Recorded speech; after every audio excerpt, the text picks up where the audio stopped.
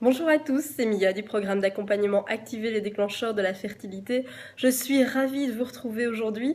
Je ne sais pas si vous êtes nombreux ou pas à avoir pris des bonnes résolutions cette année. Je ne sais pas si pour ceux qui en ont pris, vous les tenez toujours ou pas.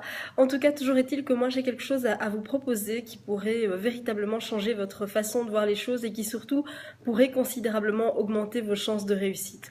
Ce dont je voudrais vous parler aujourd'hui, c'est l'impact finalement de nos pensées sur notre corps. C'est quelque chose qu'on sous-estime énormément et pourtant qui joue un rôle considérable. Je sais que vous êtes nombreux et que vous êtes nombreuses à avoir des pensées négatives et à pas trop savoir par où commencer pour s'en libérer. Alors aujourd'hui, je voudrais justement vous proposer quelque chose pour ça. Ce dont je vais vous parler maintenant, c'est tout simplement d'observer votre façon de décrire votre trajet en PMA. Je sais que vous êtes nombreux et nombreuses à utiliser le terme parcours du combattant. Vous êtes nombreux à l'utiliser, ce mot, y compris dans l'univers médical. J'entends autour de moi beaucoup de médecins qui utilisent cette expression pour parler effectivement du délai qui est relativement long, des épreuves voilà, qu'il faut passer pour la procréation médicalement assistée. C'est vrai.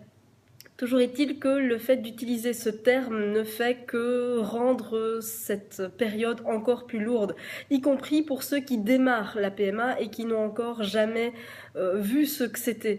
Donc c'est simplement pour vous dire à quel point ça peut changer votre état d'esprit. Plutôt que d'utiliser le terme parcours du combattant, moi ce que j'aime utiliser comme terme, c'est le trajet de fertilité. Ça a pour moi une connotation nettement plus positive. Je ne sais pas ce que vous utilisez comme terme. Observez-vous, essayez d'analyser, essayez juste de vous demander, tiens, est-ce que l'expression que j'utilise, c'est plutôt positif ou est-ce que c'est plutôt négatif? Si c'est positif, très bien, gardez ça. Si en revanche vous sentez que l'expression pourrait être avec une connotation qui est quand même assez lourde, assez difficile, en tout cas négative, je vous invite vraiment à trouver un mot qui vous est propre, un mot que vous appréciez pour décrire ce trajet, mais qui en tout cas aura une connotation nettement plus positive et qui sera plutôt porteur d'élan, qui va vous porter plutôt que de vous plomber, d'accord.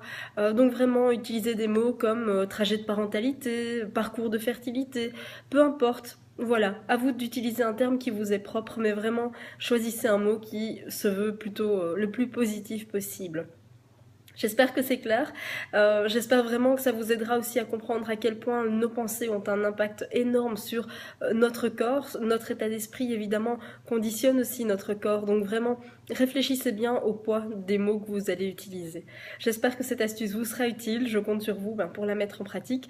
Et puis je vous dis à très bientôt pour une nouvelle vidéo. Salut, c'était Mia du programme d'accompagnement Activer les déclencheurs de la fertilité.